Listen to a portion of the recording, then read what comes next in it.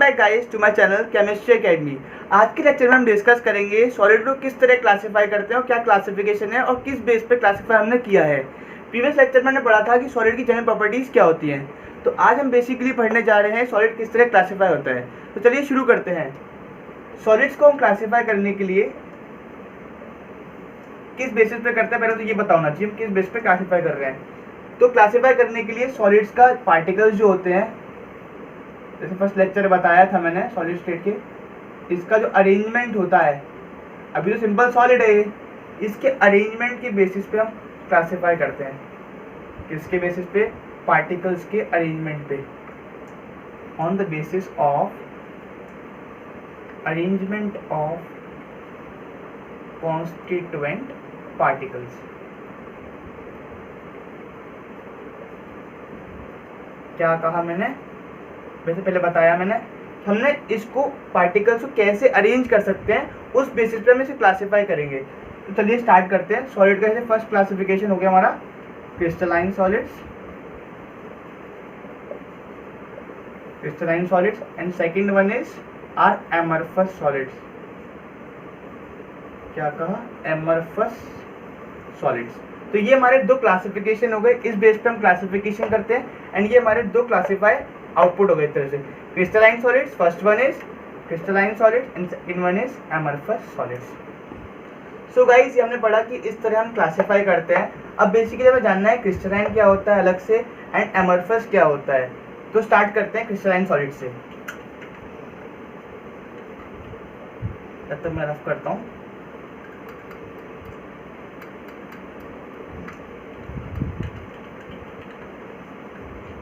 Start करते हैं crystalline solid से। सो गाइस, हमने डिस्कस कर लिया कि क्रिस्टलाइन सॉलिड्स मतलब क्लासिफाई कैसे होता है, crystalline solids and amorphous solid, ये सब दो क्लासिफिकेशन हो गए। अब इंडिविजुअली पढ़ते हैं क्रिस्टलाइन एंड एमरफस होता क्या है। क्रिस्टलाइन सॉलिड्स,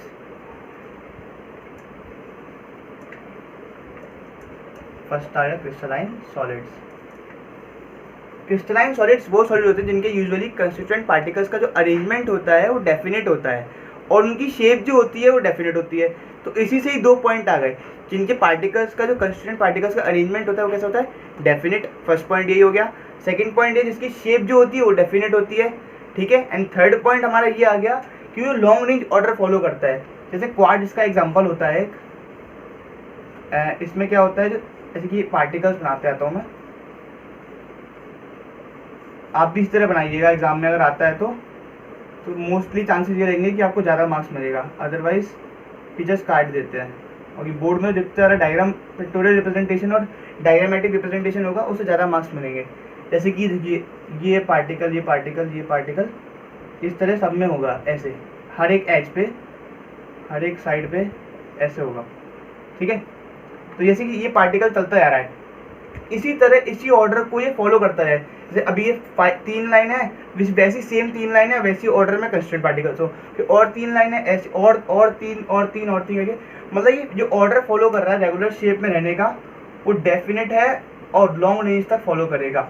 डेफिनेट मतलब फिक्स्ड है, वो तो करेगा ही करेगा। जब पूरा फिक्स्ड है तो लॉन्ग रेंज तक फॉलो करेगा, दैट मीन्स इस जो लॉन्ग रेंज ऑर्डर फॉलो कर रहा है।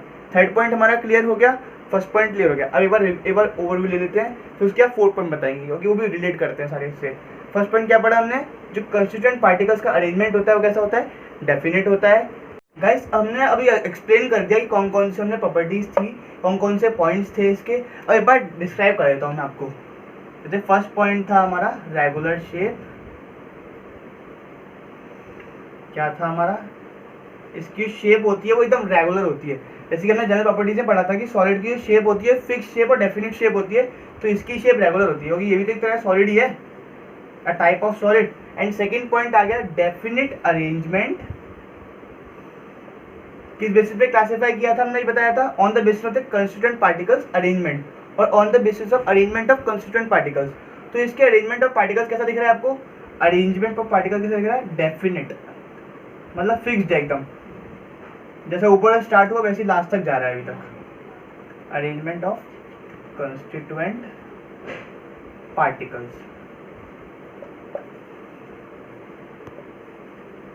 अब मैंने बताया था थर्ड पॉइंट जो हमारा है वो है लॉन्ग रेंज ऑर्डर। मैंने बताया था कि लॉन्ग रेंज ऑर्डर फॉलो करता है, दैट मीन्स कि जैसे ऊपर स्टार्ट हुआ है ऐसे कि 3 ये है, 3 और ऐड पाइलअप कर दिए एंड 3 और लगा दिए, 3 और लगा दिए, तो ना जितना भी जाएगा, जितना रेगुलर शेप इसकी पूरी है, रेगुलर शेप है, तो रेगुलर शेप में हमेशा रिपीट ही करेगा, रिपीट पीरियडिकली रिपीट करता जाएगा। दैट मीन इसका जो ऑर्डर है वो लॉन्ग रेंज तक फॉलो करेगा। तो लॉन्ग रेंज ऑर्डर हो गया। अब ऑर्डर लॉन्ग रेंज मैंने बताया था ना, 4th पॉइंट पूरे तीनों से रिलेट करेगा।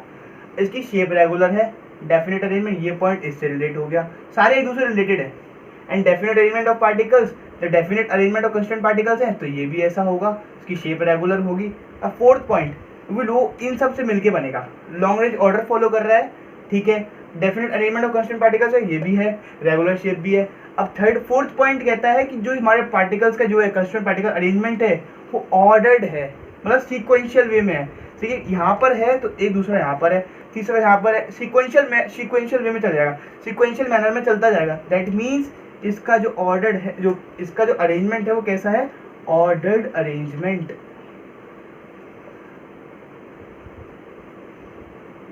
कैसा arrangement, ordered arrangement. That means अगर 1 2 3 हमने पढ़ी, 1 2 3 1 2 10 वो सीक्वेंस है हमारा, जैसे कि ये हमारा पार्टिकल है तो ये यहाँ पर आ गया, मतलब चलता जा रहा है, फिर एक यहाँ पर आया वो अलग वे में आएगा, फिर दूसरा फिर यहाँ पर आएगा, फिर देन 3 आएंगे, फिर 2 आएंगे, फिर 3 आएंगे, फिर 2 आएंगे, तो सीक्वेंशियल मैनर में चलता जा रहा है। तो ये हमारी क्रिस्टलाइन सॉलिड्स के पॉइंट्स एंड प्रॉपर्टीज हो गए। अब एमॉर्फस सॉलिड्स के बारे में डिस्कस करते हैं। तो चलिए एमॉर्फस सॉलिड्स पे मूव करते हैं। अब आपको ये याद हो गए तो आपको अपने एमॉर्फस सॉलिड याद आ जाएगा। जैसे ये जो लिखा है ना, इसका बिल्कुल अपोजिट होगा एमॉर्फस सॉलिड्स, मतलब बिल्कुल वाइस वर्सा। जैसे कि हम पढ़ते थे ना, बिल्कुल लोमशब्द पढ़ते थे या फिर कुछ पढ़ते थे अपोजिट वर्ड्स, तो बिल्कुल इसी की तरह होगा। चलिए शुरू करते हैं, एमॉर्फस सॉलिड्स को भी स्टार्ट करते हैं। बस एक सेकंड रफ कर लूँ मैं।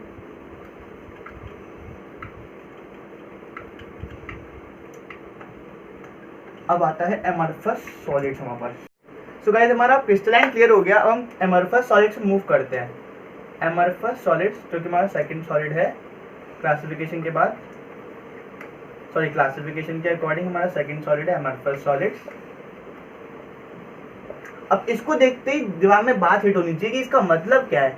पहले सोचो सर आप अपना मतलब बताओ इसका, उसके बाद बताना आगे की कहानी। इसका मतलब बताते हैं। चलो पहले ये ग्रीक वर्ड से डिराइव हुआ है। कौन से वर्ड से डिराइव हुआ है इतना नहीं पूछा था, खाली बता रहा हूँ मैं। ग्रीक वर्ड से डिराइव हुआ है जिसका नाम था एमॉर्फोस, खाली यू हट जाएगा और सब सेम रहेगा। एमॉर्फोस इसका मतलब था नो फॉर्म, मतलब इसी कोई फॉर्म नहीं होती, इर्रेगुलर होता है। तो पहला पॉइंट इसी से निकल के आ जाएगा, हमें चीटिंग करनी है इससे।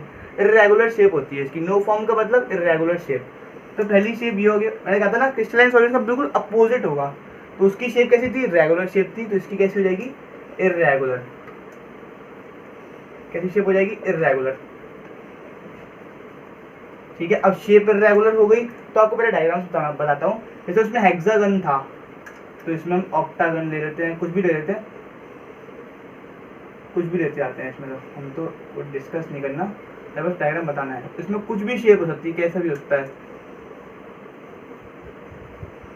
कोई सा भी ऑक्टागन, पेंटागन, बीच में कोई सा भी लगा दिया जैसे कि। ठीक है, तो ये हमारा एक तरह से बन गया। ठीक है, हमारा ये बन गया। अब ऐसे हमारे पार्टिकल्स हो जाएंगे, ये आप अपने आप लगा लीजिएगा, इसमें कोई दिक्कत नहीं होगा। तो आप खाली साइड्स पे लगाने हैं। तो ये हमारा इरेगुलर शेप दिख रही है हमको। अब इरेगुलर शेप दिख रही है तो हमारे जो पार्टिकल्स, जो कंस्टेंट पार्टिकल्स, वो भी इरेगुलर अरेंज है। एक यहाँ पर है तो एक यहाँ पर है। जैसे हमारा उसमें था एक साइड अलाइन था, एक यहाँ पर, यहाँ पर, यहाँ पर, यहाँ पर, मतलब हेक्सागन में अगर कोई सी और भी शेप होगी तो उसके अकॉर्डिंग ही अरेंज होगा। इसमें क्या है, अलग अलग जगह पे अरेंजमेंट बिल्कुल इरेगुलर हो चुका है, बिल्कुल मतलब बेकार हो चुका है। तो डिसऑर्डर्ड अरेंजमेंट कह सकते हैं, हम क्या कह सकते हैं, डिसऑर्डर्ड अरेंजमेंट।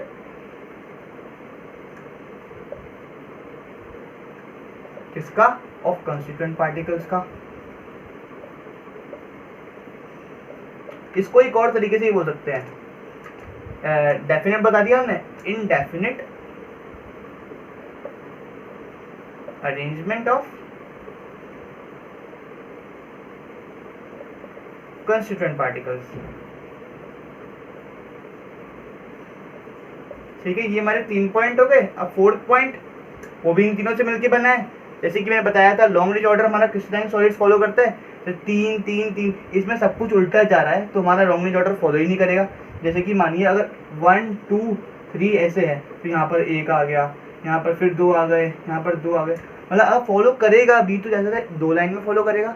तो मतलब जैसे कि अगर मान लीजिए अंगूर है, 3 अंगूर ले लिए, 2 अंगूर, फिर 3 अंगूर, फिर 2 अंगूर, तुम्हारा क्रिस्टलाइन सॉलिड्स का हो गया। अगर हम उसकी एमरफस की बात करें, 3 1 3 2 3 4 5 ऐसे इरेगुलर जा रहा है। मतलब अगर हमारा डेफिनेट अरेंजमेंट अगर होगा भी, रिपीट करेगा तो ज़्यादा 2 लाइन के लिए, तो मतलब शॉर्ट रेंज में रिपीट करेगा। तो इसका मतलब समझ में आ गया कि शॉर्ट रेंज ऑर्डर फॉलो करेगा। ये कौन सा ऑर्डर फॉलो करेगा? शॉर्ट रेंज ऑर्डर फॉलो करेगा।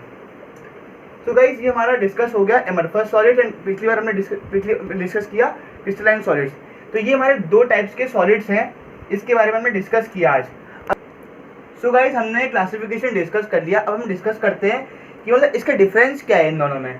तो देखो डिफरेंस हमें अपना पता लग जाएगा। हमारा क्रिस्टलाइन में कैसा था? रेगुलर, एंड इसमें कैसा है? इर्रेगुलर। मतलब उसकी शेप थी इर्रेगुलर शेप, इसकी शेप है इर्रेगुलर। एंड उसका जो अरेंजमेंट था वो कैसा था? Ordered arrangement of constant particles. इसका कैसा है? Disordered arrangement. और अदर वर्ड्स में अगर ले, definite arrangement of constant particle किसका था? क्रिस्टलाइन का। इनडेफिनेट अरेंजमेंट किसका है? हमारा एमरफस का। वो लॉन्ग रेंज ऑर्डर फॉलो करता था, ये शॉर्ट रेंज ऑर्डर फॉलो करता है। तो देखिए कितनी आसानी से हम सारे मतलब डिफरेंसेस भी क्लियर हो गए और उसके उसे क्लासिफिकेशन भी क्लियर हो गया। सो गाइस देखिए कितना आसान हो गया, हमारा ये टॉपिक इतना आसान हो गया। अगर टॉपिक आता भी है तो इसमें जनरल क्वेश्चन पूछे जाते हैं जो एनसीईआरटी क्वेश्चन दिए हुए हैं एनसीईआरटी में। एंड मैं वो मैं आगे वीडियो में बनाऊंगा, एक वीडियो बनाऊंगा इससे रिलेटेड कि एमरफस सॉलिड से रिलेटेड और क्रिस्टलाइन सॉलिड से रिलेटेड, मतलब पूरे टॉपिक से, पूरे चैप्टर से रिलेटेड कौन कौन से एनसीईआरटी क्वेश्चन पूछे जाते हैं, वो मैं लास्ट में बनाऊंगा ताकि जब चैप्टर कंप्लीट हो जाए तब आप पूरा ओवरव्यू ले सके। वरना आप पहले से पढ़ने लग जाएंगे तो आप कॉन्सेप्ट क्लियर नहीं कर पाएंगे। अदरवाइज आपका कॉन्सेप्ट क्लियर नहीं होगा तो क्वेश्चन कैसे निकलेंगे, मेन चीज़ यही है ना। तो गाइस ये हमारी वीडियो थी आज की, और आज हमने पढ़ा 2 उसके टाइप्स, क्रिस्टलाइन सॉलिड क्या होता है, एमरफस सॉलिड्स क्या होता है, एंड उसकी जो प्रॉपर्टीज पढ़ी हमने, एंड उसके डिफरेंसेस पढ़े। तो हमारे 3 टॉपिक एक ही वीडियो में क्लियर हो गए, बहुत आसानी से क्लियर हो गए। गाइस ये हमारे आज के टॉपिक्स क्लियर हो गए, तो अपनी वीडियो को मैं एंड करता हूँ। अगर आज आपको मेरी वीडियो अच्छी लगे तो प्लीज़ लाइक करें, सब्सक्राइब करें, शेयर करें, एंड बेल आइकन को हिट करें आगे आने वाली वीडियोज़ की नोटिफिकेशन के लिए। Thank you guys, see I have a good day.